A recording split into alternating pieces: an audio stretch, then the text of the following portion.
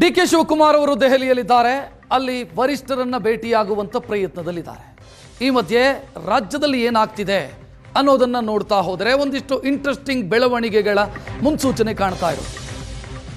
ರಾಜ್ಯ ಕಾಂಗ್ರೆಸ್ನಲ್ಲಿ ಪವರ್ ಫೈಟ್ಗೆ ಅಖಾಡ ready ಆಗ್ತಿದೆಯಾ? Power sharing ಫೈಟ್ನಲ್ಲಿ ಪ್ರವಾಸ ವರ್ಸಸ್ ರೆಸಾರ್ಟ್ ಪಾಲಿಟಿಕ್ಸ್ ನಡೆಯುತ್ತಾ ಅಂತ ನಂಬರ್ ಗೇಮು ಮತ್ತು ಸಮಾನ ಮನಸ್ಕರ ಪ್ರಯಾಣ, ಇದರ ಬಗ್ಗೆ ಒಂದು ಚರ್ಚೆ ನಡೀತಾ ಇದೆ. ಸಿಎಂ ಬೆಂಬಲಿಸುವಂತ ಶಾಸಕರು ವಿದೇಶ ಪ್ರವಾಸಕ್ಕೆ ಹೊರಟಿದ್ದಾರೆ. 27 ಜನ ಕಾಂಗ್ರೆಸ್ ಶಾಸಕರು ಆಸ್ಟ್ರೇಲಿಯಾ, ನ್ಯೂಜಿಲೆಂಡ್ ಟೂರ್. ಫೆಬ್ರವರಿ 16ರಿಂದ ಮಾರ್ಚ್ 3ರವರೆಗೆ ಶಾಸಕರು ಈ ಪ್ರವಾಸಕ್ಕೆ ಪ್ಲಾನ್ ಮಾಡಿದ್ದಾರೆ. 27ರ ಪೈಕಿ ಬಹುತೇಕರು ಸಿದ್ದರಾಮಯ್ಯ ಅವರನ್ನ ಬೆಂಬಲಿಸುವಂತ ಶಾಸಕರು. ಅವರು ಟೂರಿಗೆ ಹೋದ್ರೆ ಇವರು ಸುಮ್ಮನೆ ಇರ್ತಾರ? ಇದೊಂದು ಪ್ರಶ್ನೆ ಇದೆ. ಅವರು ಟೂರಿಗೆ ಹೋಗ್ತಾರೆ 27 ಜನ ಶಾಸಕರು ಅನ್ನುವಂಥ ಮಾಹಿತಿ.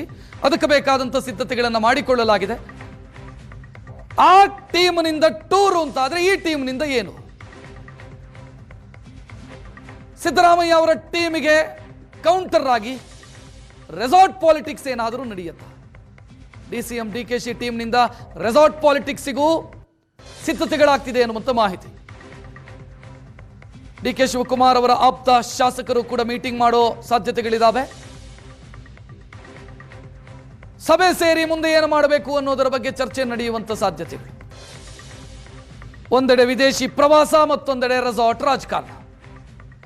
ಇದರ ಮುನ್ಸೂಚನೆಯೊಂದು ಕಾಂಗ್ರೆಸ್ನಲ್ಲಿ ಸದ್ಯಕ್ಕೆ ಕಾಣ್ತಾ ಇರೋದು.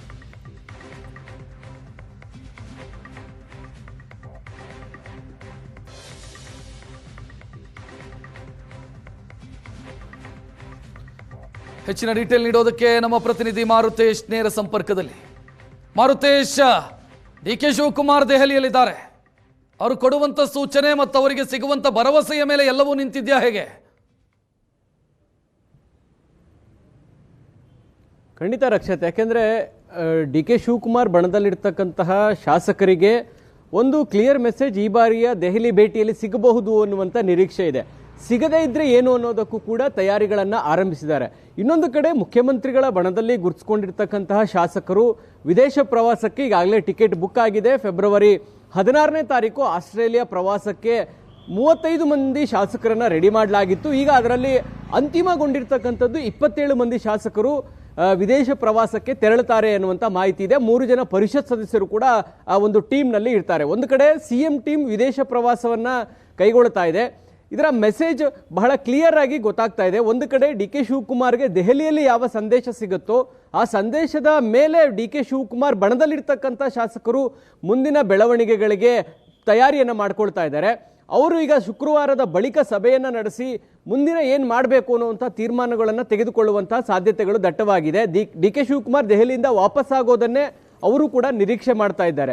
ಇನ್ನೊಂದು ಕಡೆ ಸಿಎಂ 16ನೇ ತಾರೀಕಿನಿಂದ 3ನೇ ತಾರೀಕಿನ ತನಕ ಸಿಎಂ ಬೆಂಬಲಿಸುವಂಥ ಬಣದವರು ವಿದೇಶ ಪ್ರವಾಸಕ್ಕೆ ಹೋಗ್ತಿರೋದನ್ನು ನೋಡಿದರೆ ಸಿಎಂನ ಜೊತೆಗೆ ಇರ್ತಕ್ಕಂಥ ಶಾಸಕರ ಆತ್ಮವಿಶ್ವಾಸವನ್ನು ಗಟ್ಟಿಗೊಳಿಸಿಕೊಳ್ಳುವಂಥದ್ದು ಮತ್ತು ಅವರ ಬೆಂಬಲಕ್ಕೆ ಇರ್ತಕ್ಕಂಥ ಶಾಸಕರನ್ನ ಇನ್ನಷ್ಟು ವಿಶ್ವಾಸದಲ್ಲಿ ಉಳಿಸಿಕೊಳ್ಳೋದ್ರ ಭಾಗವಾಗಿಯೂ ಕೂಡ ಶಾಸಕರ ವಿದೇಶಿ ಪ್ರವಾಸ ನಡೀತಾ ಇದೆ. ಅಥವಾ ಒಂದು ಕ್ಲಿಯರ್ ಮೆಸೇಜ್ ಅನ್ನು ಕೂಡ ಸಿದ್ದರಾಮಯ್ಯ ಬಣದಲ್ಲಿರ್ತಕ್ಕಂಥ ಶಾಸಕರು ಹೈಕಮಾಂಡ್ಗೂ ಕೂಡ ಪಾಸ್ ಮಾಡ್ದಂಗೆ ಕಾಣಿಸ್ತಾ ಇದೆ. ಯಾಕೆಂದ್ರೆ ಪಶುಸಂಗೋಪನಾ ಇಲಾಖೆಯಿಂದ ಟೂರ್ ಹೊರಟಾಗ ಸುರ್ಜೇವಾಲ ಮಧ್ಯಪ್ರವೇಶ ಮಾಡಿ ಅದಕ್ಕೆ ಅವಕಾಶವನ್ನು ಕೊಡಲಿಲ್ಲ, ಅದನ್ನು ಕ್ಯಾನ್ಸಲ್ ಮಾಡಿ ಅನ್ನುವಂಥ ಸೂಚನೆಯನ್ನು ಕೊಟ್ಟರು.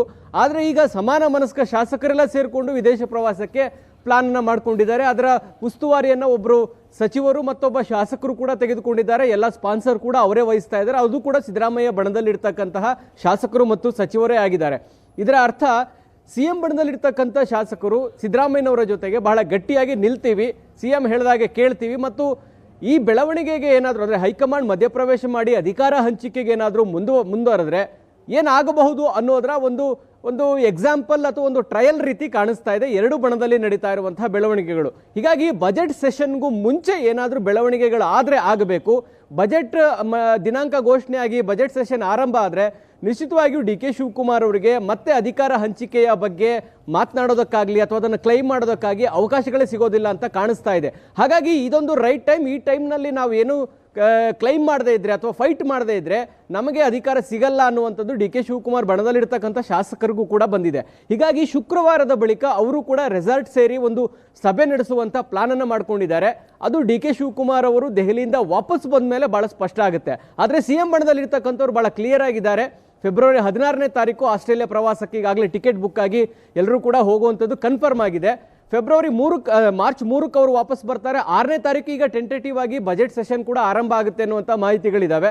ಅಲ್ಲಿಗೆ ಬಜೆಟ್ ಸೆಷನ್ ಆರಂಭ ಆಗೋದ್ರ ಒಳಗೆ ಶಾಸಕರನ್ನ ವಿದೇಶ ಪ್ರವಾಸಕ್ಕೆ ಕಳಿಸಿದ್ರೆ ಈ ನಡುವೆ ಶಾಸಕಾಂಗ ಪಕ್ಷದ ಸಭೆಗಳನ್ನು ನಡೆಸೋದಾಗ್ಲಿ ಇದ್ಯಾವುದೂ ಕೂಡ ನಡೆಯೋದಕ್ಕೆ ಆಗೋದಿಲ್ಲ.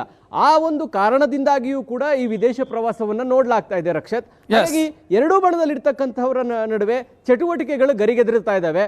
ಈ ಚಟುವಟಿಕೆ ಯಾವ ಹಂತಕ್ಕೆ ಹೋಗುತ್ತೆ ಅನ್ನುವಂಥದ್ದು ಬಹಳ ಕುತೂಹಲ ಮೂಡಿಸಿದೆ ರಕ್ಷತ್. ಥ್ಯಾಂಕ್ ಯು ಮಾರುತೇಶ್ ಮಾಹಿತಿಗೆ.